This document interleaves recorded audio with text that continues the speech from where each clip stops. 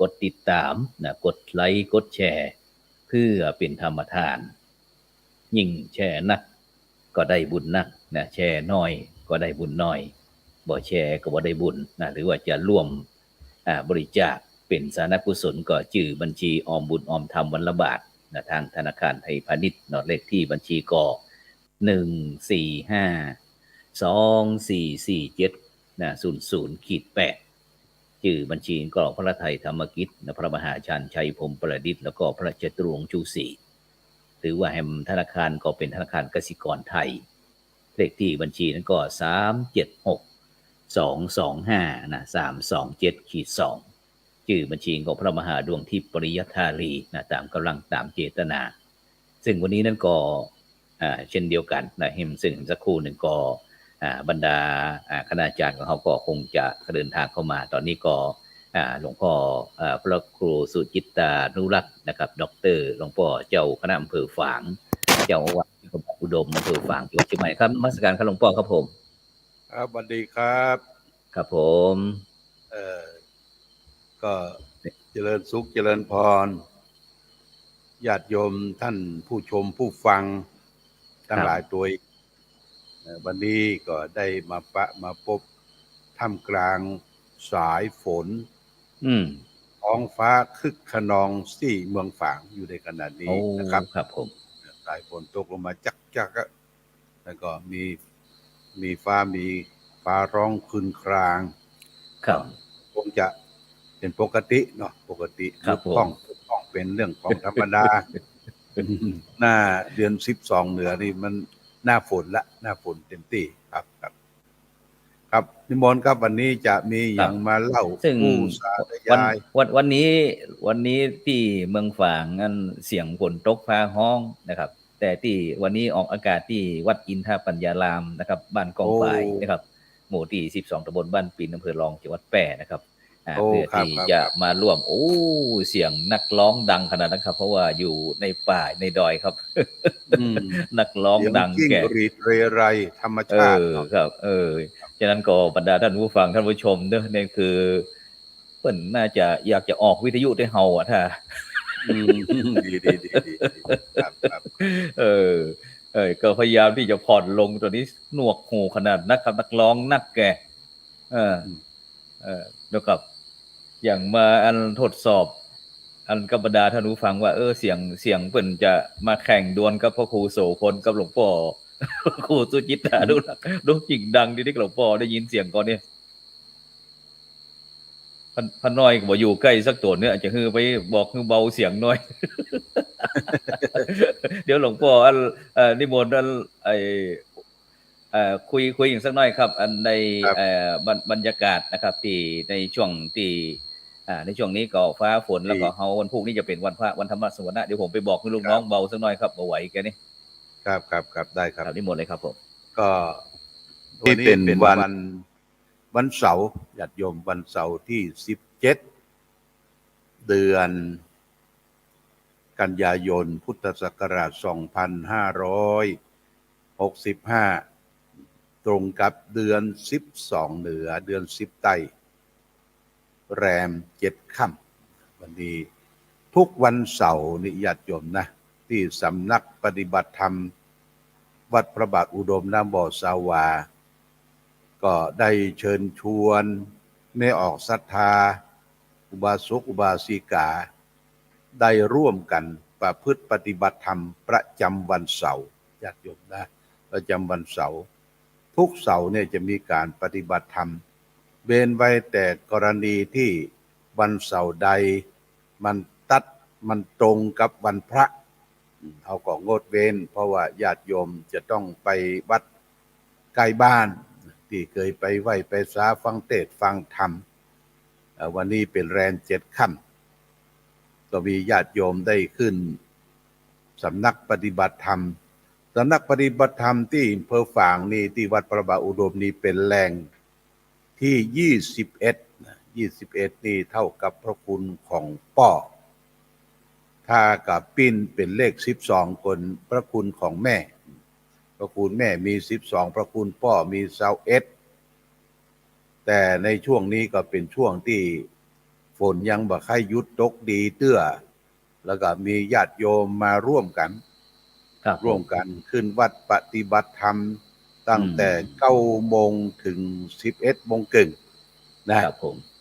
การปฏิบัติธรรมนั้นเขาก็มีการไหว้พระสมาทานศีล 5แล้วก็สวดมนต์แปลจบแล้วก็อธิษฐานจิตขึ้นกรรมฐาน เดินจงกรมประมาณสัก20 นาทีแล้วก็กลับมานั่งเจริญสมาธิภาวนา20 นาทีก็เสร็จแล้วก็ได้ถวายข้าวน้ำปัจจัยแก่ภิกษุสงฆ์สามเณรรับพรแล้วก็ลงมารับประทานอาหารด้วยกันนะมีอาหารเที่ยงเลี้ยงฟรีน้ำปานะทุกครั้งทุกวันเสาร์ญาติโยมก็มาร่วมกันปฏิบัติธรรมที่สำนักปฏิบัติธรรมนาบ่อสาวาวัดพระบาทอุดมวันนี้ก็มีประมาณสัก20 กว่าท่านนะครับผมแล้วก็วันนี้เช่นเดียวกันที่วัดใกล้ๆเนี่ยวัดสลีดอนใจ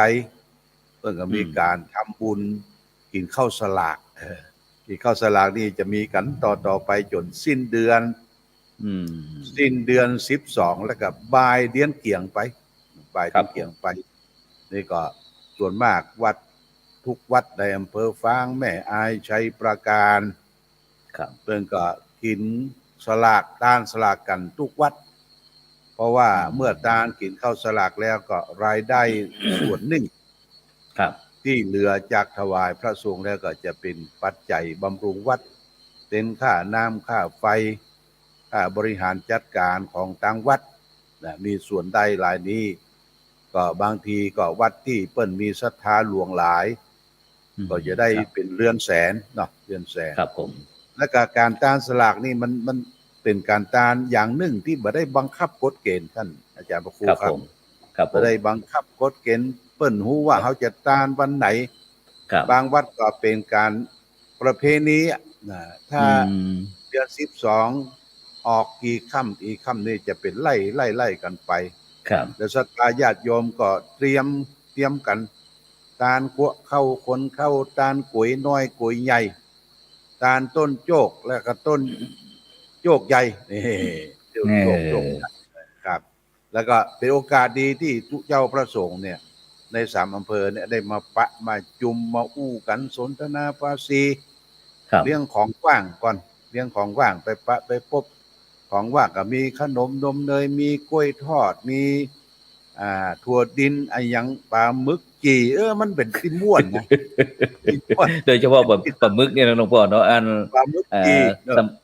สมัยเป็นละอ่อนนี่เป็นพัดน้อยนี่ถ้าได้ปลาหมึกสักตัวนึงแล้วก็เข้าอุ่นฮ้อนสักปั้นหลวงพ่อเนาะครับ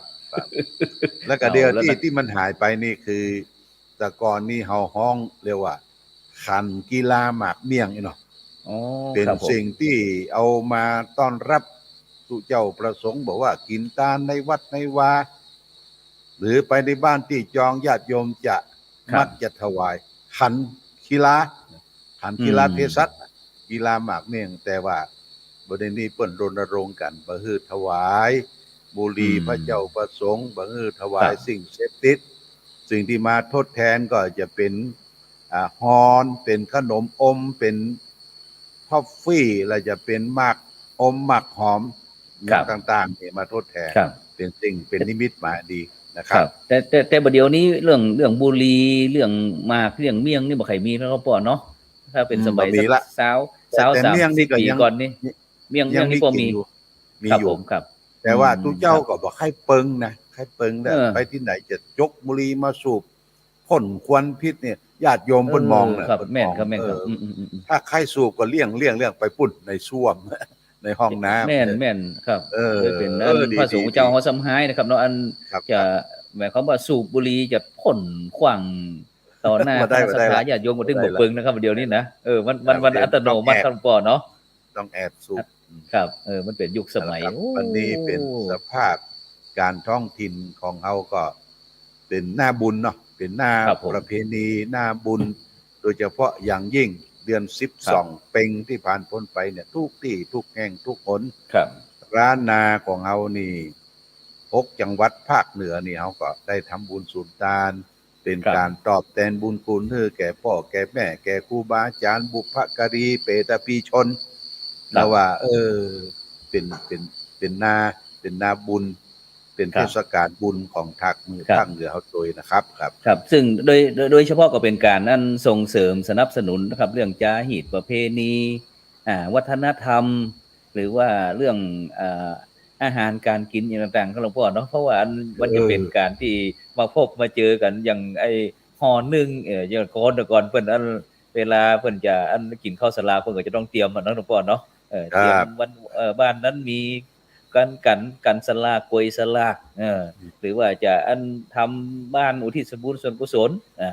ไปหาบรรพชนปู่ย่าตายายอีพ่ออีแม่ที่ได้ล้มหายตายจากไปเนาะเพิ่นก็จะมาฮ้อมกันนะครับแล้วเพิ่นก็ มา จะ ห มี อมมาทำ ครับมี คื อา อ หาร ข การ นม กินมา ข สู่ นม กัน นี่ก็เป็น ครั ข บ นมประเพณีนะ จะมีขนม อืม จ๊อก ครับ ขนมจ๊อกข้าวต้มกะทิแล้วก็ ข้าวต้มกล้วย ข้าวต้มกรวยนี่นะ เปิ้นทำเป็นจำเพาะ ครับ แล้วก็อา แล้วก็ หารท้องถิ่นใน ข้าวโพด ช่วงนี้ฝั่งนี้ก็จะมีหน่อยังมีอยู่เนอะ หน่อ ครับ เนี่ย หน่อ จะมีหน่อยำหน่อคั่วก้าย หน่อ จริงๆก็เอาหน่อมายัดไส้เอาหมูยัดไส้ เป็น แล้วก็คั่ว ครับผม แต่นะครับ ก็ผักไม้ไส้เกลือโอ้บ้านเฮานี่มันบักกัน ครับ เนาะอาจารย์ครูเนาะมัน ครับ บัก ผม กันบ่อยากบ่ลำบากเลี้ยวซ้ายและขวาเขียวชะอุ่มไป ครับ ทั่วเพราะ แม่น ว่าบ้านเฮานี่เป็นประเทศที่สมควร เป็นประเทศที่อุดมสมบูรณ์พูนสุข โดยเฉพาะในประเทศเฮานี่หลวงพ่อครับ เรื่องที่ขึ้นชื่อลือชาในไผก็มานี่ครับหลวงพ่อครับ เพิ่นว่าเรื่องอาหาร ครับ บ้านเฮานี่นะ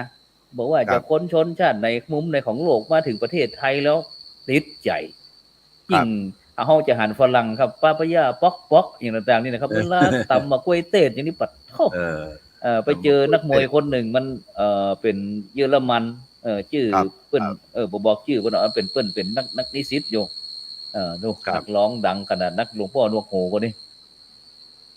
ก็เป็นยัง ได้ยินเสียง ครับ เนอะ ธรรมชาติ เนาะธรรมชาติเนาะเปิ้นใครออกใครร่วมกันแล้วกันเนาะคณะศรัทธาญาติโยมเด้อบรรดาท่านผู้ฟังท่านผู้ชมที่กำลังติดตามรายการพระพุทธศาสนา4แผ่นดินวันนี้ ฟังนักร้องจากเมืองแปร่แข่งขัน เสียง ปูโส จิ้งห พ รี ล ดขี้กุ่งจิ้งหรีดขี้กุ่งจากเมืองแป้เลยโอ้ เพราะดูเสียงขนาดนักสมัย ดี ถ้าเป็นนั่นตุลุงสมัยก่อนนะหลวงพ่อช ครับ อบห้ามเนอะไปคือคุดจริงกรุงในวัดนี่นะศรัทธาญาติโยมอย่ามาเดินแวดวันๆแถวโปงใกล้วัดนี่บ่ล่างญี่ปุ่นก้าถ้าตีนบ่เซาว่าบ่ฮู้นะ ตุลุงไปเดือดอย่า โอ้ ตุลุงเดือด วันพูกก็จะตำน้ำพริกมาให้ตุลุงอ่ะโอ้ อืม เดี๋ยวตุลุงเอาไม้คิดเติงไปปักนี่ขุมเด้อนี่ขวยเด้อนี่ ไปปักกับไม้ สงสัยจะซ้อนอีกแล้ว ครับโอ้หมูนี่ใช่จะซ้อนเด้อหนูอีหรอครับผมครับ อันนี้มัน แต่ว่า เป็น นี่ก่อน การ ได้มีโอกาสเดินทางไปห้ามกิจนิมนต์ที่พระเดชพระคุณหลวงพ่อพระพรหมเสนาบดีเป็นได้รับพระมหากรุณาคุณโปรดเกล้าน้ำสงฆ์พร้อมตึงพระไตรนะครับ แต่ว่าในแบบว่าได้นิมนต์ศิษยานุศิษย์โดยเฉพาะหมู่บ้านรักษาศีล5สมัชชาศีล5หรือว่าเจ้าคณะจังหวัดนะครับพร้อมตึงกรรมการมหานิสมาคมแต่ว่านี่ไปที่วัดปทุมครับ แต่ว่านี่หลวงพ่อผมตกเครื่องบินตัว ฮะ แต่ว่าผมตกเครื่องบิน โอ้ดีกะบ่เสียแข้งเสียขา ไปมันตกนี่เพราะรถติดมาก่อ ก็มันอาจจะคาดเคลื่อนเรื่องข้อมูลสักหน่อยตอนเจ้าว่าจะไปว่าจะไปสัก7:00 นอีเนาะสัก7:00 นก็ว่าจะไปสนามบินเชียงใหม่ของเฮาเนี่ยนะพอดีขยมเปิ้นจองฮือโยมจรัญจองฮือเปิ้นก็บอกว่าผม9:00 นอีเนาะเฮาก็ว่า9:00 นเนี่ย9:00 นเช้านี่เดี๋ยวเฮาก็สัก7:00 น 7:30 นเฮาก็ค่อยไปก็ได้นะค่อยๆไปนะครับ พอไปก็จะไปยื่นตั๋วฮือเปิ้นขึ้นตั๋วทำเป็นงงแล้วนี่โอ้ท่านข้ามไม่ทันแล้วค่ะอย่างก็เนาะของท่านเที่ยว8:00 นอีเนาะ8:00 นนี้มันจะ8:00 นแล้วไป7:30 นแล้วเนี่ยมันบ่เช็คอินบ่ได้โอ้น่าเตอะนะ แล้วก็ไฟนั้นต้องเสียเปล่า ก็เลยเพิ่มไปhem600 อ๋ออ๋อยังดีอยู่ยังดีอยู่ เพิ่มไป600ยิ่งไปเจออันหลวงพ่อเจ้าคุณราชกิติสุนทรก็เล ครับ ยแต่ว่านี่ปัดเข้าไปสนามบินก็หลวงพ่อก็บอกท่านพระครูเนี่ยถ้าอยากกินอาหารอร่อยก็กินตามทางนี่เนาะแต่ถ้าอยากกินอาหารแพงๆก็กินที่สนามบิน ครับครับ ก็เลยเดินไปเดินมาจะเดินออกก็เพราะตกเครื่องบินนั่นกะก็เลยว่าจะไปฉันที่ไหนมันบัดดันก็เลยเอาเครื่องบินก็พอดีไปเจอที่ร้านอาหารญี่ปุ่นก็เข้าเกี๊ยวอีเนาะไหนเข้าไปได้กว่าเสียพร้อมก็ปัดเท่าถ้วยหนึ่งกินก๋วยเตี๋ยวถ้วยละ50-60 บาทจมหลวงพ่อแต่ว่านี่ผมกินเกี๊ยวจะถ้วยเลยถึงหลวงพ่อ เท่าไหร่400หลวงพ่อโอ้โห หลวงพ่อเจ้าคุณราชกิติสุนทรกินชุดหนึ่งมัน800ขยมกินข้าวหน้าหมูแดงแฮม2คนท่านปัดโทษตะวาเสียงไป2,600หลวงพ่อเดินออกมาจนตัวเป๊ะโอ้ลำแต่อาหารเนี่ยเดินออกมาตัวเบาละเบากระเป๋าผมก็เคยมีเหมือนกันก็อู้สู่ญาติโยมท่านทั้งหลายว่าโรงแรมใหญ่ๆนี่นะอย่างสนามบินโรงแรมใหญ่ๆเปิ้นค่าเจ้าเปิ้นแปลงเนาะเปิ้นอยากบวกทุกอย่างเคยไปฮับปริญญาที่ชลบุรีนะที่ชลบุรีแล้วก็ไปพักเปิ้นให้พักชั่วคราวที่โรงแรมดุสิตธานีสาธุครับไปพักที่นั่นน่ะเขาสั่งอันเนี้ยสั่งข้าวผัดมาจานหนึ่งจะเลยเปิ้นมาเก็บจาน600ว่ะปุ๊ดเคยพบจาน600นี่ญาติโยม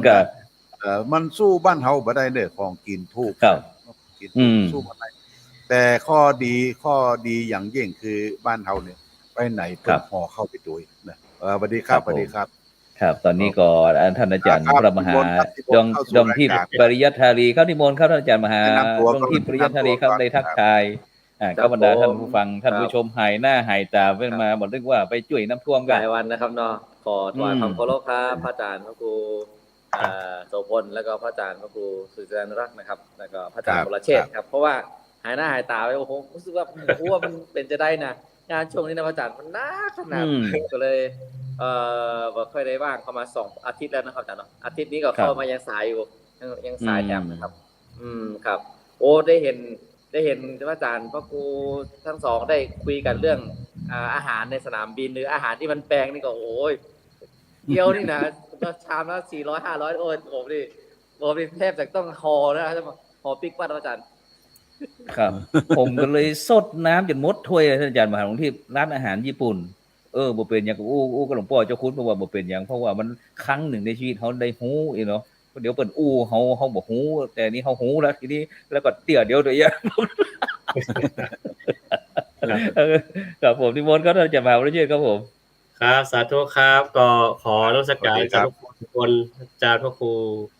สุจิตารุรักษ์และก็อาจารย์ดวงทิพย์ตัวนะครับขอนานๆก็จะเข้ามาแวะเข้ามาเพราะว่าอย่างว่าแล้วครับบางทีก็ตัดธรรมสัญจรห้องอย่างวันนี้ก็ไปสอนบาลีแล้วไปก็กลางวันก็ไปประชุมแทนเจ้าวาดที่มัจจุรลปูนแล้วก็ก่อนไปก็ประชุมเรื่องจุลกฐินก็เลยเวลาก็เลยค่อนข้างจะแบบให้ตัดกันถ้าวันใดที่ตัดธรรมสัญจรก็ต้องเอาโปรแกรมนี้ไปไลฟ์สดก่อนครับผมเคลื่อนที่ตลอดนะครับก็คือใช้ช่องทางนี้เพื่อสนองงานพุทธศาสนาเนาะวันพวกเราเอากิจการของเฮาก็ต้องเอานี่แหละมันคือเป็นประโยชน์ต่อหมู่เฮาทั้งหลายครับผมครับฉะนั้นก็ตะกี้ท่านอาจารย์พระมหาวรเชษฐ์มหาวิริโยได้ถึงเรียกมาว่าประชุมเรื่องกฐินครับหลวงพ่อกรณีวันพุธนี้ก็จะเป็นที่แฮมเนาะแฮม8ค่ำเนาะครับแรง8ค่ำวันพุธนี้แฮม8ค่ำนะครับฉะนั้นก็เหลือที่จะแฮม3ศีล2ศีลเนาะจะออกพรรษาแล้วนะครับหลวงพ่อครับ3ถึงออกครับผม3ถึงออกเพราะวันพุธนี้เฮาก็บ่นับแล้วนะฉะนั้นก็เทศกาลต่อไปก็คงจะเป็นเรื่องงานบุญที่ หันป้ายตั้งหลังนี่ท่านอาจารย์มหาหลวงทิพย์เนี่ยนี่เป็น ครับ กฐิน กฐิน กฐินเช่นเดียวกันแค่นั้นไปที่หลวงพ่อก่อนในฐานะที่อันเป็นอันหลวงพ่อเจ้าคณะอำเภอที่น้ำบ่อสาวางเขาปีนี้เป็นจังได๋พ่อมีกำหนดการหรือยังเรื่องกฐินเป็นกฐินลาดกฐินหลวงนี่จะได้ครับลองโอ้ฟังก็สักหน่อยมีเจ้าศรัทธาอย่างยัง คือที่วัดพระบาทอุดมก็จะเป็นกฐินสามัคคีทุกปี ครับผม คือเขาก็จะแบ่งกันเป็นสายไป ครับ สายยังใหม่กรุงเทพต่างจังหวัดที่สาย1นะครับ ครับ แล้วก็มีประมาณสัก5สาย แล้วกับโลกการต้านก็วันที่6พฤศจิกายนเดือนยี่ ครับ ขึ้น13ค่ำเนี่ย ครับผม อันนั้นเอาก็จัดว่าปีนี้เอาเป็นสายเนี่ยง่ายขึ้น ครับผม ทำเป็นกลองครับทำเป็นกลองนะ กฐินสามัคคี2,565 กองละ500 บาทเนี่ย ครับผม 500 บาทก็จะเปิดโอกาสให้ญาติโยมที่เปิ้นพอที่จะทำบุญได้เนาะ ครับผม 500 บาทเพราะว่าอยู่ที่ไหนอยากจะร่วมทำบุญทอดกฐินสามัคคีร่วมกันสำคัญก็คือผ้ากฐินอานิสงส์กฐิน แล้วก็อู้ถึงทอดกฐินเมื่อใดเขามักจะถามต่อไปว่า ปีนี้ได้เท่าใดผ่านถึงยอดปัจจัย ครับ เรื่องผ้าเรื่องอะไรอย่างนี้เขาไม่ได้ถามนะญาติ ครับ เข้าใจว่าถามยอดตามปัจจัย ยอดปัจจัยที่เหลือจากการทำบุญทอดกฐินถวายสงฆ์ถวายพระเถระพระภิกษุสามเณรแล้วเขาก็จะได้นำมาบูรณะเจดีย์ของวัดพระบาทอุดมเนี่ยเกือบใกล้จะเสร็จละใกล้จะเสร็จ ครับ ตอนนี้อยู่ในช่วงของที่เขาทำเหล็กดัดทำรั้วสแตนเลสเหล็กดัดนี่ก็จะทำ ครับผม คือมันเสร็จสิ้นในปี66เนี่ยก็ยังดองไว้ก่อนมาต้านมันยังเพื่อรอไปปีปี67เนี่ย67หลวงพ่อก็จะขยับขึ้นเป็น72นี่อายุ72เนี่ยเขาก็ ครับผม จะได้ทำบุญ6 รอบนี่6 รอบนะครับ 6 รอบแล้วนิมนต์หมดนิมนต์ไว้ก่อนไปท่องไปที่ไหนเถอะ ห้ามไข่มีธุระห้ามไข่ล้าห้ามไข่เจ็บห้ามไข่เป็นห้ามไข่ป่วยแล้วก็ห้ามไข่กลับบ้านเก่าเนาะ ต้องไปเอี่ยวไปแหวงไปร่วมทำบุญด้วยกัน ในงานฉลองใหญ่เอาอายุได้72 ปีนี่ไม่ใช่ธรรมดานะคือเขาได้ตากแดดตากฝน ตากทำงานมาตั้งแต่เป็นขยมเป็นพ่อน้อยมาถึง72 ปีนี่โอ้มากันนักแก่ทีนี้เขาก็มาอู้ถึงกฐินละกฐินเนี่ยเขาก็จะวกมาถึงท่านมหาท่านทั้งสองรูปผู้เรื่องกับกฐินเนี่ยมันเป็นจะได้มันมีความสำคัญก่อนที่จะเข้ากฐินนะขอฝากกันอันนี้น้อยหนึ่งครับ ครับที่อันที่เมืองแปมกันก็เช่นเดียวกันครับวัดอินทปัญญารามนะครับ ซึ่งเก่ากับผมมัตตมภาพนั้นก็ได้สร้างวัดนะครับในบ้านเกิดของตนเองนะครับ ซึ่งก็มีวัดนะครับ แล้วก็ได้สร้างวัดถวายไว้ในพุทธศาสนานะครับ ซึ่งก็ตั้งแต่ปี2-3 ปีก่อนนะครับสิ่งเมื่อที่พระเดชพระคุณหลวงปู่พระพรหมมงคลหลวงปู่ทองสิริมังคโลนะครับยังมีชีวิตอยู่นะครับเมื่อเรายังบรรลัสังขารหลวงปู่ก็ได้มาเปิดป้ายวัดครับวัดอินทปัญญารามแล้วก็วางศิลาฤกษ์นะครับอุโบสถหัวห้องว่า3 in 1นะครับซึ่งผมก็บอกว่าการที่เขาจะสร้างอย่างต่างๆในพุทธศาสนาก็บอกอยากจะสร้างนักประฮือนะครับก็คือว่าอันจะสร้างเป็นที่เดียวตึงศาลาการประเรียนตึงวิหารตึงโบสถ์ เอาที่เดียวนะครับสร้างที่เดียวนะครับซึ่งก็อันนี้แบบไทยใหญ่นี่แบบไทยนี่แบบพม่าก็อาคารเดียวกะครับเป็นหลังเดียวเลยครับเอาทำที่หันหมดเลยครับเพราะว่าเขาจะบอกแบบเชียงตุงแบบไทยใหญ่แบบพม่านี่เบ็ดเซ็ตครับจะอันทอดกฐินนะครับในวันอาทิตย์ที่16นะครับตุลาคมนะครับ2565เวลาก็9:39 นาทีนะครับตัดสัญญาณหลวงพอดีซึ่งก็อยากจะเชิญชวนบรรดาท่านผู้ฟังท่านผู้ชมที่จะร่วมสร้างสมบุญญาบารมีกับพระครูโสพลเกี่ยวกับการอยู่บ้านสร้างบุญตลอดพรรษาออนไลน์ของเฮาก็กองละ 299 บาทนะครับเป็นกฐินสามัคคีนะครับซึ่งก็วันให้หอมทีละน้อยปีนี้ก็ว่าจะลงรากปักฐานละคือท่านอาจารย์กรวินประวินเนี่ยเป็นเขียนแบบแปลนไว้ละนะครับฉะนั้นก็เลยถือโอกาสในก็อู้ถึงเรื่องกฐินแล้วก็เลยเชิญชวนบรรดาท่านผู้ฟังท่านผู้ชมเนอะนะที่มีความประสงค์อยากจะ กองเท่าใดกองเท่าใด กอง299 บาทครับผม อู้ง่ายๆกอง300เนาะ ครับเอาเลขมงคลหน่อย อันก็ 299 หลวงพ่อประเดิมฮื้อทำบุญฮื้อ21กล่องเลย สา ครับผมสาธุครับผมสา เอา ธุ คุณพ่อจะตามฮื้อพ่อเนาะได้ ครับผมครับ เดี๋ยวเป็นอย่างเดี๋ยว ขอบคุณ ผมตามไปได้ ครับ เนาะ ผม ค่อยๆช่วยกัน ครับผมครับ 21กล่องโจทย์ไปกำเด้อ ครับผมครับ21 กองครับขอบคุณครับฉะนั้นก็ไหนๆเขาก็อู้เรื่องกฐินแล้วทีนี้ก็อยากจะอู้เรื่องกฐินเป็นอย่างอู้ถึงว่ากฐินเนี่ยมันมีความสำคัญจะได้ในการพระพุทธศาสนาของเขาท่านอาจารย์มหาหลวงทิพย์ครับอยากจะให้ก็ท่านอาจารย์มหาวิเชษฐ์ช่วยกันประคับประคองขยายสักน้อยหนึ่งครับขอนิมนต์ครับ นิมนต์อาจารย์ดรทิพย์ไปเลยอาจารย์ ครับนิมนต์ครับ ก็ขอโอกาสนะครับครูบาอาจารย์เนาะ ครับ แล้ว นิมนต์ครับ เชิญพรญาติโยมเนอะที่กำลังรับฟังถ้าถามว่ากฐินนี่เนาะกฐินก็คือถ้าเขาอู้ตามปาลีเนี่ยมันก็เป็นชื่อของเขาเรียกว่าผ้าชนิดหนึ่งใช่ไหมฮะผ้าชนิดหนึ่งชื่อห้องกฐินที่ว่าเอามาขึงกันเอาผ้ามาดึงเอามารัดเอามาขึงกันเป็นเหมือนไอ้นานะครับเหมือนนาก็เป็นชื่อกฐินก็คือถ้าเอาตามของพุทธานุญาตจริงๆก็คือกฐินก็คือหมายถึงผ้าที่ต้องมาเอามาย้อมเอามาเย็บคือมันเซ็ตนะมันเซ็ตแล้วก็สามารถใช้ได้นี่นะสมัยก่อนนี้บ่มีผ้าเหมือนสมัยนี้ที่มันมีสำเร็จรูปดอกเอามานุ่งได้เลยคลองได้เลยนี่นะสมัยก่อนนี้ต้องเอาผ้าที่มันบางครั้งเอามาจากซบเป็นผ้าขาวเอามาแล้วก็มาเย็บมาย้อมมาตัดมีเป็นเหมือนคันนาเหมือนจีวรที่เขาใจนี่5 ขันพ่อง7 ขันพ่อง9 ขันพ่องแล้วก็มาใช้นะครับแล้วก็โดยที่ว่าสมัยก่อนก็คือเลือกกฐินนี่ก็คือเลือกเอาพระสงฆ์องค์เจ้าที่อยู่จำพรรษาครบ3 เดือนนะครับแล้วก็ในวัดนั้นก็ต้องมีพระสงฆ์5 รูปประมาณนั้นนะครับแล้วทีนี้เนี่ยในการไม่ได้นิยมเหมือนสมัยนี้ว่าเอาเฮานี่คือถ้ากฐินก็คือเอาตาลของพ่อเจ้าวาดเนี่ยแต่ว่าสมัยนู้นก็คือผ้ารูปไหนมีผ้าที่มันเก่า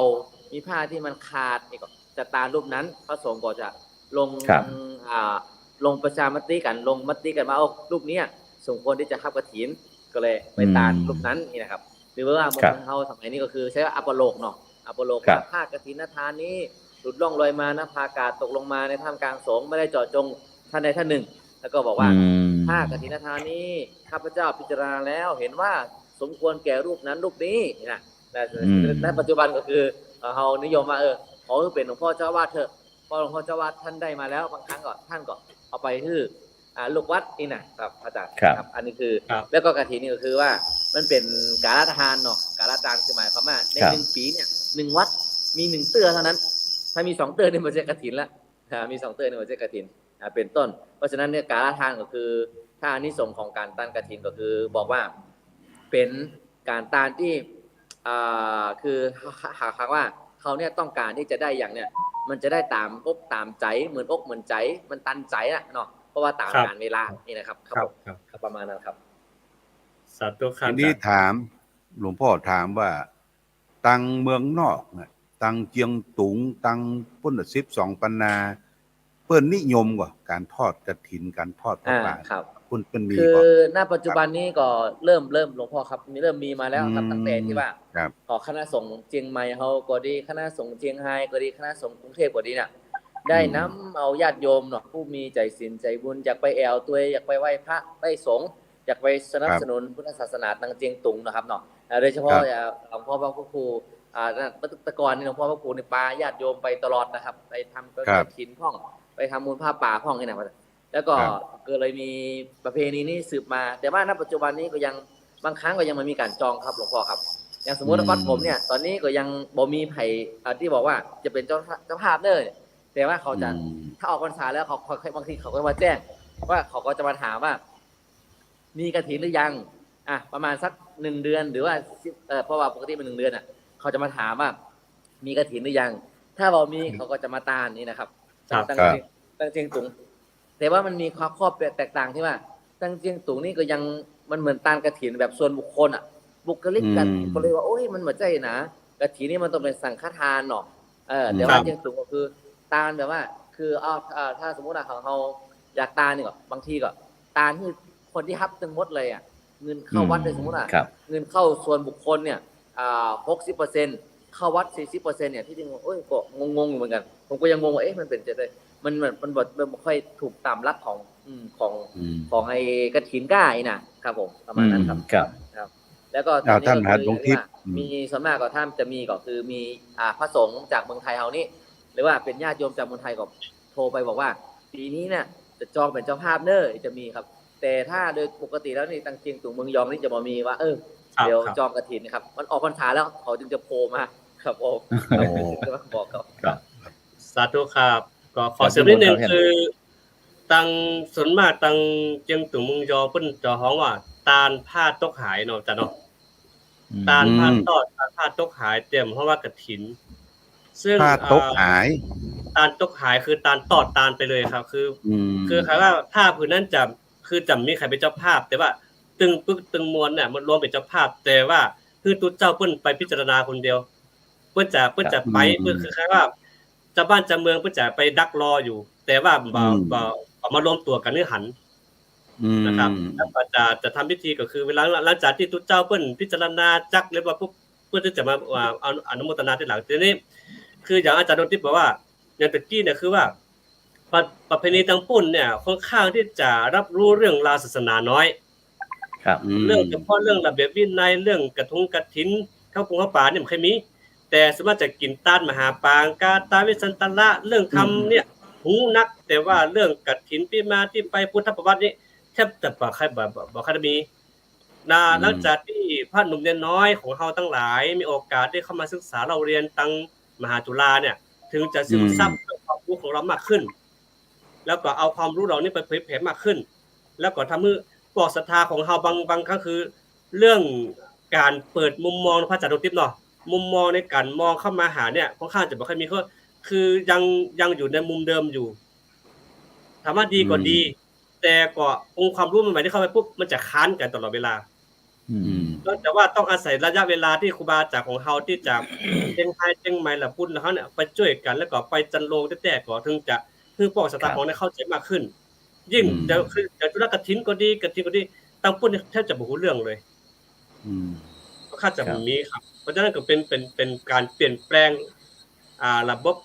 เป็นการเปลี่ยนแปลงที่วัฒนธรรมใหม่ๆเข้าไปก็เยอะพอสมควรครับผมใช่ก็เมื่อก่อนนะครับ10ปีที่แล้วนี่หลวงพ่อครับแล้วอาจารย์พระครูคือบ่มีใครรู้จักเลยว่ากฐินเนี่ยบ่ค่อยรู้จักเลยครับเพราะว่ากฐินคืออะไรเนาะพระอาจารย์วรเชษฐ์ท่านบอกว่าสมมุติว่าเขาจะถ้าเป็นออกพรรษาเนี่ยเขาก็จะมีการตั้งธรรมเนี่ยนี่ฮู้ทุกวันเลยตั้งธรรมเทศสันดรก็ตั้งธรรมมหาชาติตั้งธรรมมหาปางคือผู้บายชนนี่นะอันนี้มีนะครับแต่ว่าเรื่องของกฐินนี่แทบจะบ่ค่อยมีแต่ตอนนี้ที่ว่าโยมก็ดีพระสงฆ์องค์เจ้าก็ดีที่เป็นตั้งเชียงใหม่ไปแล้วก็บอกเนี่ยกฐินเนี่ยมันมีอานิสงส์นักนะใครได้กินได้ตาลก็เนี่ยคือโยมเขาก็เขาก็เริ่มสนใจแล้วก็เขาก็เริ่มจับจองเป็นเจ้าภาพมาบ้างครับแต่ว่าเขาไม่ได้จับจองเหมือนที่บ้านเขาที่ว่าไอ้กำหนดวางได้เลยเนี่ยออกพรรษาในวันนี้เนี่ยแต่ว่าเขาบางทีก็เขาก็ใกล้ๆออกพรรษาแล้ววัน2วันเขาก็จะมาบางครั้งก็มาพูดมานิมนต์มันออกพรรษาอะไรบ้างวัดเราเนี่ยมีกฐินหรือยังถ้าบอกมีเนี่ยใครจะเป็นเจ้าภาพเขาก็จะจองวันนั้นเลยแล้วก็บ้านก็คือเป็นกฐินสามัคคีที่นะครับแต่ส่วนมากคือตั้งพูดนี่ออกพรรษาแล้วคือหน้าการงานพระอาจารย์ดวงทิพย์เนาะแต่งานทำบุญหลักๆคือจะจัดอยู่ในช่วงกลางพรรษาเสียทั้งหมดเลยเพราะว่าการตามน้ำตามหาคนตายตามทำตะดกจะจัดอยู่ในกลางพรรษาแต่พอออกพรรษาปุ๊บน่ะก็จะมีการตานเตียนเหงปุ๊บก็จะเกี่ยวข้าวกันละครับเกี่ยวข้าวทำลำนากันแล้วจะมีงานอย่างนี้คือเข้ากำเนาะเข้ามาเรียกนี่แหละเดือนนี้นะครับคือเป็นที่มากกว่าครับถ้าสนใจเรื่อง2อย่างเนี่ยคือตาลเตียนเหงขยายความว่าเตียนเหงเนี่ยมันเท่าใดและการเข้ากำปั้นนึงมาจากที่เนาะเหงริมตอนนี้1 ตันริมพันเล่มครับเตียนพันเล่ม 1 ปากเท่ากับ100 100 1 ปากก็ต้อง100 1 เหงก็ต้อง1ครับ1 เหงก็ต้อง 1,000 เป็น พันก็ได้ ครับ 10 แสนก็เป็นล้านเนาะ เขาจะนับเป็น10 แสนนะครับ ตังเมืองยองนี่เขาจะนับเป็น10 แสนแต่ว่าตังเชียงตุงนี่เขาก็ยังรับเป็นล้านอยู่ครับ ตังเมืองยอง10 แสน อิทธิพลของจีนครับอิทธิพลของจีนเข้ามานักเพราะว่าของจีนเขาจะมีแค่หมื่นเนาะมี10 หมื่นละ100 หมื่นละ1,000 หมื่นนี่นะของ12 บรรณาเนี่ยมันมีอิทธิพลของจีนเข้ามาในเชียงตุงครับก็เลยทำให้ว่าตอนนี้เนี่ยไอ้เรื่องว่าล้านนึงแทบจะไม่มีแล้วมันก็จะมีเท่าใด10 แสน10 แสนคือ1 ล้านครับแล้วก็ที่เชียงตุงนี่มักจะได้ยินคำที่อนุโมทนาว่าเป็นแถบคนน่ะไปออกไม่ออกคนนั้นแถบนี่มันจะได้อย่างไรเงินอย่างเมื่อก่อนนี่หลวงพ่อครับเมื่อก่อนนี่จะเป็นแถบนี่หมายความว่าเมื่อก่อนนี่คนจีนครับเงินรูปีเงินอินเดียกะเป็นอินเดียนั่นแหละที่มันเป็นแถบไว้เป็นเรียนไว้เขาจะได้เป็นแถบแต่ว่าก็เลยเอาตอนนั้นใช้มาเรื่อยๆจนถึงปัจจุบันเนี่ยแม้จะเป็นธนบัตรเนาะเป็นชาร์ตใช่ไหมครับเป็นเขาห้องว่าชาร์ตพระก่อในท้องถิ่นก็ยังห้องว่าขายตาล1 เหงแถบ10,000 แถบแสนแถบประมาณนี้นะครับครับนี่ดีแล้วก็ประเพณีอย่างหนึ่งที่ท่านอาจารย์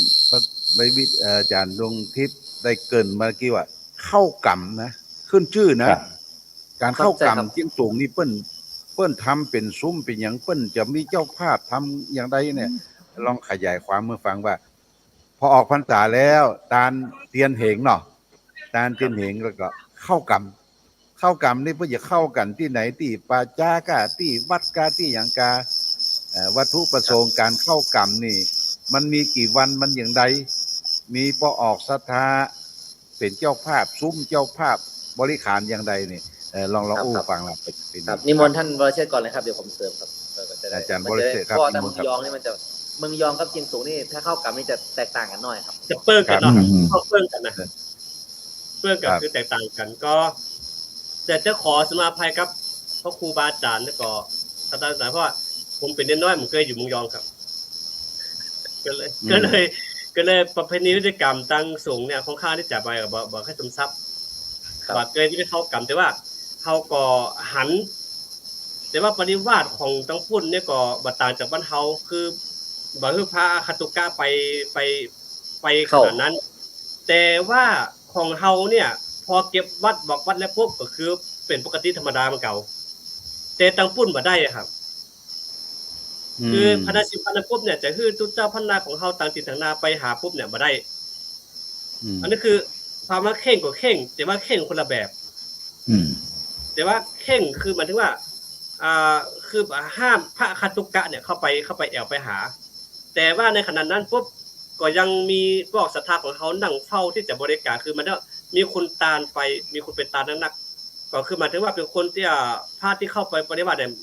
เป็นผู้ที่บริสุทธิ์ผ่องใสแล้วท่านทั้งหลายก็จะไปอุปถัมภ์ประทับเต็มที่เป็นจองเป็นซุ้มไปเป็นจองเป็นเจ้าพวกศรัทธาไปนะครับคือตั้งเมืองเฮานี่พระอาจารย์ดวงทิพย์เนาะหมายความว่าเนี่ยยังก็แล้วแต่คือค่อนข้างจะออกศรัทธาเป็นหลัก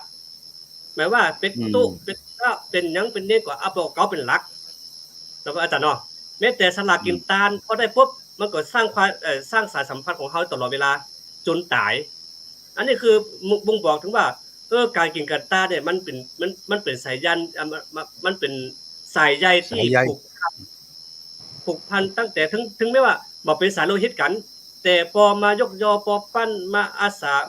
มาฮับเป็นเจ้าภาพก็เขาไม่เอาปุ๊บอันนั้นคือจนกว่าจะตายจากกันนะครับอันนี้ก็คือเป็นอันที่ว่ามันสร้างความปรองดองระหว่างมนุษย์ร่วมชาติด้วยกันมาสร้างความสามัคคีคนที่บ่เคยเจอเครือเดียวกัน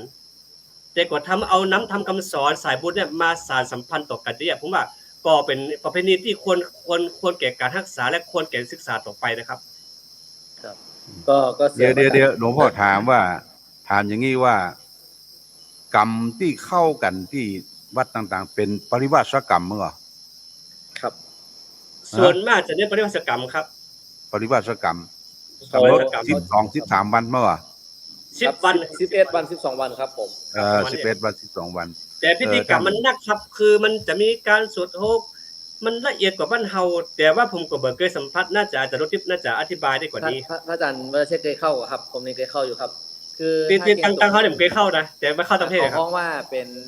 สุทธะปริวาสกรรมครับสุทธะ ครับ วิสุทธะปริวาสกรรมคือหมายความว่าเราจะถือว่าคือ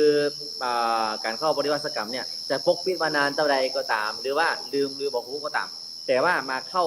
ในจะเข้าก็คือเขาเรียกว่าปริวาสกรรมเนาะปริวาสกรรม3 วันเนี่ยแล้วก็มีมานัดนะครับมานัด6 คืนนะครับมานัด6 คืนแล้วก็อัปทาน 1 วันนะครับก็ตามวินัยครับอัปทาน 1 วันก็จะเป็นการที่ว่าเข้าปริวาสกรรมนั้นเป็นที่บริบูรณ์แต่ทีนี้เนี่ยทางตังเจียงตุงเนี่ยคือเขาเวลาเขาจะเข่งก็คือหมายความว่าเวลาเราขอวัดนะครับเนาะขอวัดตอนกลางคืนเนี่ยประมาณสัก1 ทุ่มแล้วก็ทำวัดสวดมนต์เจริญพุทธมนต์ให้กับญาติโยมที่มาเป็นเจ้าภาพแล้วเนี่ยก็จะมีการขอวัดเสร็จแล้วก็ห้ามพูดนะเพราะว่าถ้าเป็นมานัดเนาะมานัดหรือขอวัดแล้วก็ห้ามเขาเรียกว่าเป็นมูคาวัดเนี่ยนะครับมูคาวัดคือห้ามพูดต้องเข้าไปแล้วก็ไปนั่งสมาธิแล้วก็ตั้งแต่ขอวัดเสร็จแล้วห้ามพูดจนถึงออกมาแล้วเนี่ยตอนเจ้าก็มาปลงวัดครับปลงวัดเสร็จแล้วก็สามารถที่จะพูดได้นี่นะครับอันนี้ก็คือแล้วทีนี้เนี่ยจริงๆตุ่มเขาจะมีซุ้มครับสมมุติว่ามันจะมีถ้าว่าตามภาษาเขาก็เขาว่าปกตตาภิกขุเนาะภิกขุที่เป็นปกติหรือว่าเป็นผู้อาจารย์กรรมอาจารย์กรรมแล้วก็มีเป็นกรรมละหะเนี่ยถ้าตุ่มบอกกรรมละหะคือผู้เข้ากรรมผู้ควรแก่กรรมนะครับผู้ควรแก่กรรมเนี่ยก็จะส่วนล่างแล้วก็คือจะอยู่ตรงซุ้มนะครับเป็นซุ้มคานี่ก็จะมีเจ้าภาพถ้าว่าหมู่บ้านในหมู่บ้านใหญ่ก็พระองค์หนึ่งก็จะมีเจ้าภาพ3 บ้าน3 หลังคานะครับถ้าว่าหากว่าเป็นบ้านเล็กก็เจ้าภาพแค่คนเดียวนะครับก็จะมาดูแลตั้งแต่น้ำดื่มน้ำร้อนนะครับเป็นการที่ว่าสมมุติว่ามีไผ่มาตาเนี่ยก็มาดูแลมากู้มาจ๋ามาตักมาตายกันนี่นะครับดูแลตั้งแต่วันเข้าจนถึงวันออกนะครับอันนี้ครับก็จะเป็นประมาณนั้นแล้วก็ทีนี้เนี่ยถ้าออกแล้วก็จะมีการห้องว่ามีการเอาน้ำเอาทรายเอาน้ำนี่ไปแกะบ้านแกะทรายนะครับไปแกะบ้านแกะทรายของไบเนี่ยถึงวันออกมาเนี่ยปฏิบัติกรรมเนี่ยเขาพระสงฆ์ทั้งหมดเนี่ยจะต้องแบ่งกันเป็น 3-4 กลุ่มแล้วก็ไปเรียบหมู่บ้านแล้วก็เอาทรายเอาน้ำไปปืนไปพาวคือสิ่งที่บอดีแล้วก็ตีปานตีคล้องตีจนแบบเป็นการที่ว่าสงเคราะห์บ้านเนาะทำมือได้ว่าเหมือนกับว่าสิ่งที่บอดีนี่ไปเนอร์ประมาณนั้นครับหลวงพ่อครับประมาณนั้นเป็นการสงเคราะห์สะเดาะเคราะห์บ้านเป็นตัวอาจารย์รถทิพย์เนาะใช่ครับแล้วก็ทีนี้ก็ถ้าเป็นอย่างนี้ก็คือจะมีเจ้าภาพมากับมาทำบุญเช่นว่าเป็นเรื่องของอาหารประจำวันอาหารเจ้าอาหารเป็นก้าเนี่ยครับแล้วก็มีแล้วก็ญาติโยมที่มันเป็นบ้านใต้บ้านเหนือเนี่ยครับเขาก็จะมีการที่ว่ามีการเขาว่ามีการตักบาตรนะครับเขาเรียกว่าเพราะว่าเข้ากรรมจริงๆตรงนี้เขาบางทีตอนนี้เริ่มมีการตักบาตรมาโดยเฉพาะแต่ว่าเมื่อก่อนนี้มันจะมีเขาจะซ้ำซุ้มไว้ครับซูมไว้แล้วก็เอาชื่อของพระสงฆ์เนี่ยไปใส่ไว้ครับแล้วก็เอาบาตร1 อันไปวางไว้แล้วก็เอาชื่อนี่ไปติดไว้ว่าไอ้วันนี้วัดนี้ก็โยมที่มาจากต่างบ้านเขามาก็ประมาณสัก6 โมง 7 โมง 8 โมงเกินเที่ยงเนี่ยครับก็จะมาใส่บาตรครับใส่บาตรคือเราต้องจะไปใส่พระสงฆ์ของเจ้ามาใส่บาตรในที่เขาจะเรียงไว้เลยครับตั้งแต่พระพุทธพระธรรมพระสงฆ์แล้วก็มีพระอุปคุตนะครับขอบอุปคุตแล้วก็มีพระสงฆ์นี่ฝ่ายนี้เขาจะเป็นทำเป็น2 ฝั่งครับเหมือนห้องแถวฝั่งนึงก็เป็นปกตตาภิกขุฝั่งนึงก็เป็นกรรมละหะภิกขุอีกนะครับก็โยมเขาก็จะมาใส่ครับผมคือเรื่องเข้ากรรมนี่ก็แจ้งญาติโยมได้รับทราบท่านผู้ฟังผู้ชมว่าการเข้ากรรมมี2 อย่างนะกรรมที่จำกัดที่พระสงฆ์ที่ไปแสดงความบริสุทธิ์แสดงร่วมกันเพื่อจะหลีกเล่นอาบัติสังฆาทิเศษเนาะคือปริวาสกรรมนี่ก็จะเน้นเอาเรื่องของผู้เจ้าเรื่องของพระสงฆ์แต่กรรมทางบ้านเฮาเนี่ยกรรมลุกขมูลกรรมกรรมปัจจากรรมพัฒนากรรมหมู่บ้านนี่เรียกว่าอย่างเป็นนะกรรมโสสาอย่างเฮาเข้าในวัดเนาะเข้าในวัดแล้วก็เข้ากรรมในวัดตั้งละปูนี่เพิ่นจะนิยมกันก็จะเอาหัววัดแห่ต้นผ้าป่ามาร่วม วัดนั้นวัดนี้เข้ากรรมเพื่อจะได้ปัจจัยจากส่วนนั้นเอามาสร้างส่วนนี้อย่างนี่ญาติโยมได้เข้าใจว่ากรรมมี2 กรรมกรรมอย่างหนึ่งคือเน้นในเรื่องของพระภิกษุสงฆ์ที่ได้ผิดได้พลาดได้เรื่องของสังฆาทิเศษเนาะอาบัติสังฆาทิเศษ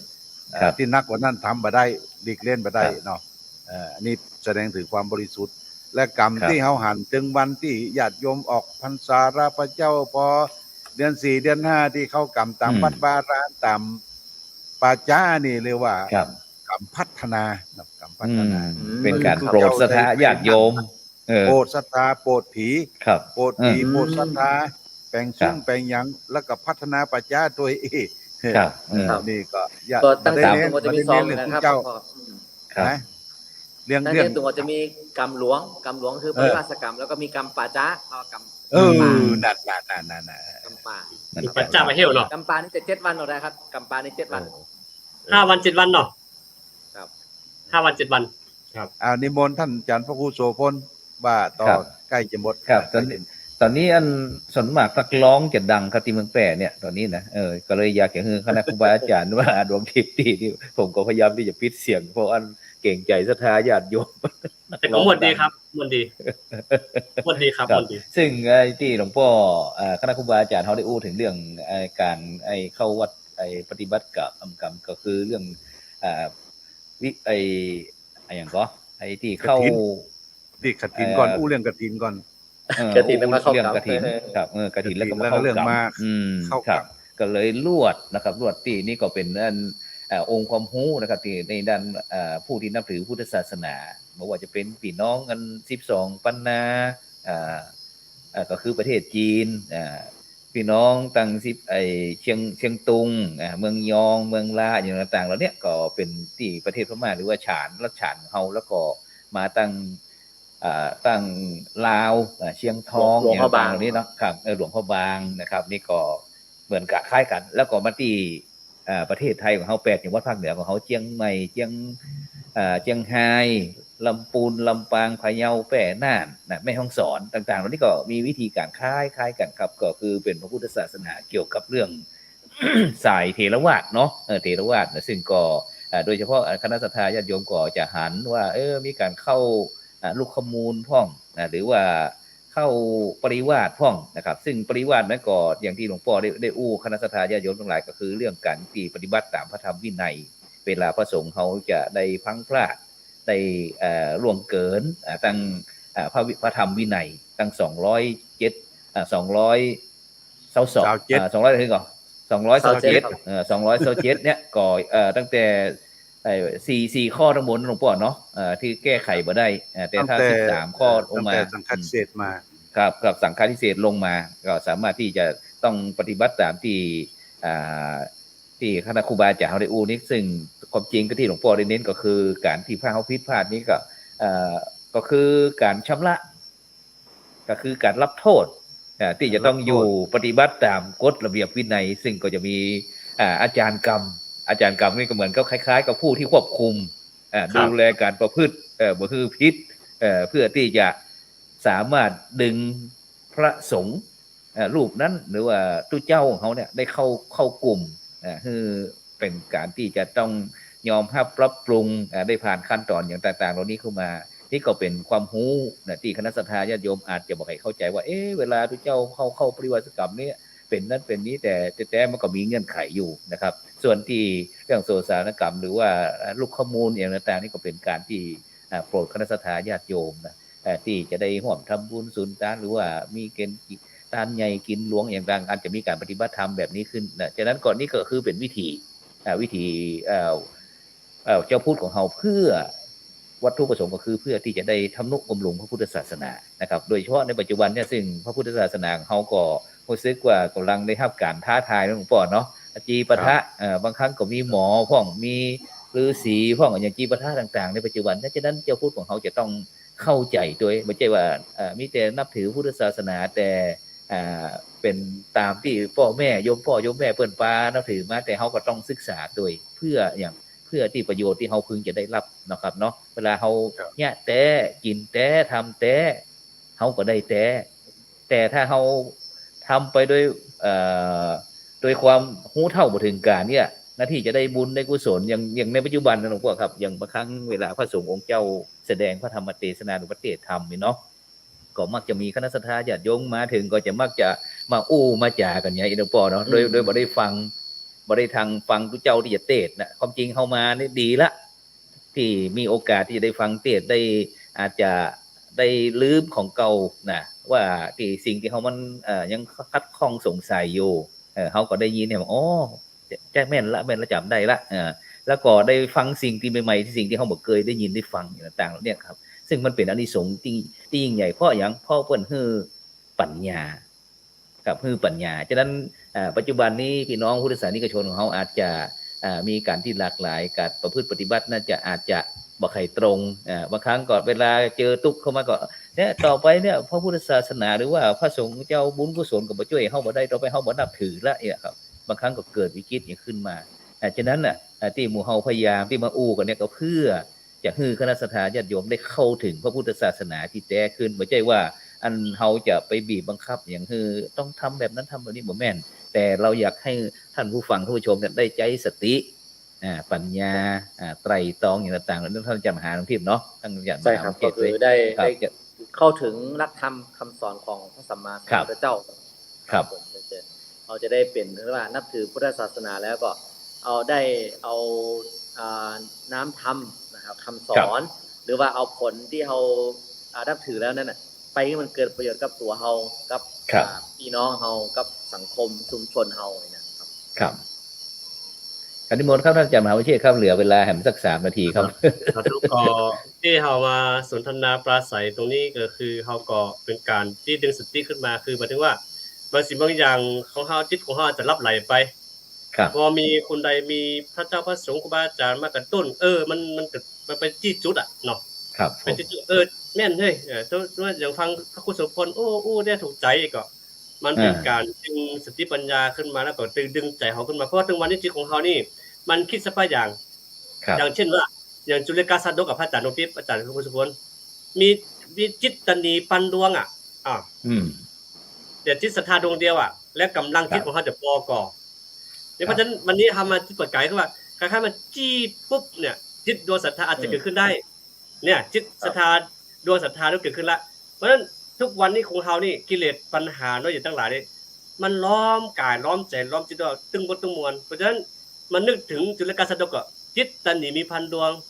ถวายแล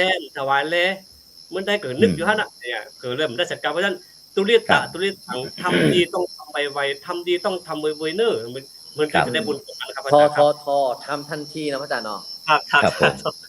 ครับฉะนั้นนี่ถวายหลวงพ่อครับเหลือนาทีครับพ่อครับในวันพรุ่งนี้เป็นวันธรรมสวดนะวันในการฟังธรรมเป็นวันโกรธวันนี้เป็นวันโกรธพระผู้เป็นวันพระนะครับนิมนต์หลวงพ่อได้วันนี้เป็นวันดาวันแต่งวันดาครับผมถ้าวันโกรธนี่เขาต้องเอาพวกเอาขึ้น14นะเรียกวันโกรธ14ค่ำครับ14ค่ำนี่วันแต่งวันดาวันพุธนี้เป็นวันพระศีลก็ญาติโยมจะไปลืมว่าพุทธศาสนาเนี่ยมีการสร้างบุญให้เกิดขึ้นบุญก็คือความสุขที่เราจะพึงได้รับแต่เขาจะถึงความสุขมันต้องทุกข์นะทุกข์พระพุทธเจ้านี่ไปประสบทุกข์ก่อนเนาะประสบทุกข์เกิดจากกันได้ไปหันขางความเกิดความแก่ความเจ็บความตายเป็นทุกข์อย่างไรที่จะแก้ความทุกข์เหล่านั้นเขาจะต้องทุกข์ก่อนเลยญาติโยมไม่ใช่ว่าเขาพบปะจะได้ถึงความสุขก็ตามสเต็ปที่เขาจะควรที่จะได้ประพฤติปฏิบัติเขาต้องมีการเสียสละการฮื้อตานแล้วก็รักษาตัวเองก็คือรักษาตีนมือโซปากศีลเนาะและสำคัญก็คือรักษาใจนี่เขาจะเป็นความมั่นคงเป็นสมาธิมีความตั้งมั่นเขาก็ต้องรับบ่อยๆฟังบ่อยๆปฏิบัติบ่อยๆมันจะซึมซาบเข้าไปนะการศีลภาวนาเนี่ยเป็นหลักใหญ่ของเราชาวพุทธครับฝากไว้ครับครับนิมนต์ท่านอาจารย์มหาหลวงทิพย์ครับผมน้อยหนึ่งครับก็อย่างที่ครูบาอาจารย์ได้พูดมานั่นว่าคือของเราเนี่ยเจ้าพุทธของเราคือสำคัญที่สุดก็คือชำระเนาะสิ่งที่บดีที่มันมักอมอยู่ในบอกว่าจะเป็นร่างกายบอกว่าจะเป็นทางวาจาบดีบเป็นประโยชน์นะครับก็ต้องลดละไปบ้างแล้วก็เรื่องของจิตใจนี่สำคัญนะครับจิตใจท ท่าน ครับผม ต่างท่านต่างสุจิตต่างท่านต่างสุขาวหังจิตติด ครั สุ บ ขดีแล้วนำความสุขมาให้นะเพราะฉะนั้นเนี่ยเรามีปัญหามากมาย บางครั้งปัญหาของตัวเองบางครั้งของครัวของเมียของลูกของหลานของสัง ครับ คม ผม เนี่ยบางครั้งเขาก็ต้องชำระคือมันเรียบร้อยฝึกเรือนยอมรับ ครับ ปล่อยวางได้เขาก็จะมีความสุขครับอาจารย์ครับผม ครับผมครับปัญหามีไว้ให้แก้ไขนะครับ ปัญหาไม่ได้มีให้ท้อแท้นะครับฉะนั้นวันนี้ก็เวลาหมดเวลานะครับจำเป็นที่จะต้องนำรายการพระพุทธศาสนาสี่แผ่นดินจากบรรดาท่านผู้ฟังไปก่อนวันพรุ่งนี้ก็พบกับรายการเห็นธรรมเห็นเราเห็นธรรมครับได้รับความเมตตาจากท่านหลวงพ่อเจ้าคุณพระราชกิตติสุนทรนะครับรองที่ปรึกษาเจ้าคณะภาค7นะครับพรุ่งนี้ก็จะมาพบป้ากับหมู่เฮานะครับฉะนั้นก็ในค่ำคืนนี้เวลาหมดเวลาครับนำในการจับก่อนรับพันดีมีเงินใจไล่โลคาพยาธิมาเจ็บประจนร่ำรวยทุกผู้ทุกคนสำหรับในค่ำคืนนี้ขอกล่าวคำว่าสาธุ ครับสวัสดีครับ